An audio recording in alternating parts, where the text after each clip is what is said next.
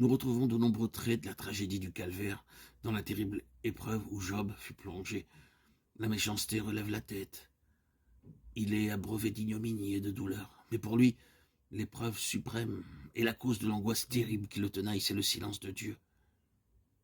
Quoi? Dieu voyait tout cela, Dieu savait, et il ne venait pas au secours de son serviteur. En pensant à cela, Job s'écrie « Tu es devenu cruel pour moi. Tu m'anéantis au bruit de la tempête, car je le sais, tu me mènes à la mort. » Alors Job est repris dans sa conscience. N'a-t-il pas dit à ses amis son absolue confiance en Dieu? Même s'il me tuait, je ne cesserai d'espérer en lui. N'a-t-il pas dit son assurance de sortir de l'épreuve comme l'or purifié par le feu? Or, il vient d'accuser Dieu de cruauté. À peine les paroles ont-elles passé ses lèvres que Job sait qu'il a péché. Mais il étouffe la voix douce et subtile qui se fait entendre. Et il s'excuse en disant « Celui qui va périr, n'étend-il pas les mains? Celui qui est dans le malheur, n'implore-t-il pas du secours ?» Job avait atteint le moment crucial de son épreuve. Et il n'en savait rien. Sa confiance en Dieu était restée jusque-là inébranlable. Les accusations plus ou moins ouvertes de ses amis n'avaient fait que mieux enraciner sa foi en Dieu. Mais lorsqu'il s'offrit le luxe de s'étendre sur les joies des années écoulées, et qu'il compara sa vie d'alors avec celle d'aujourd'hui, ses regrets, ses désespoirs prirent le dessus.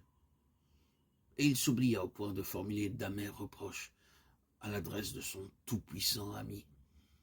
Alors, au lieu de s'humilier aussitôt et de confesser sa faute, il se donna une excuse. Puis, il se prit en pitié. Son intégrité ne l'autoriserait-elle pas à espérer le bonheur? Et le voici qui se lamente et qui pleure sur lui-même. Le prophète Jérémie traversa un moment de dépression identique. « Malheur à moi, ma mère, de ce que tu m'as fait naître. Je n'en prête ni ne prête, et cependant tous me maudissent.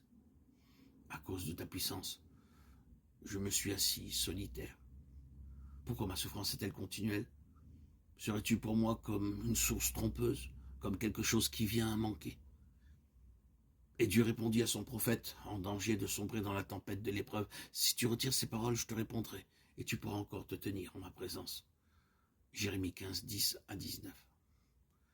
Si Job avait écouté la voix intérieure, s'il était retourné à Dieu aussitôt, il ne se serait pas laissé aller au désespoir ni à cette justification de ses voix qu'il a suivies et à ce plaidoyer en sa faveur qui va suivre.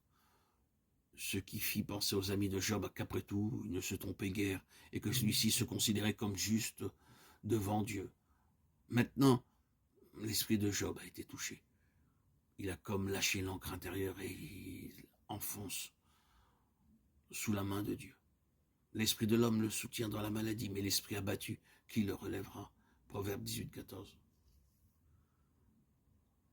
Dieu fidèle veille toujours et ne permettra pas que Job reste dans le creuset de la souffrance une seconde de trop. Même en cet instant, Job n'a pas rejeté Dieu.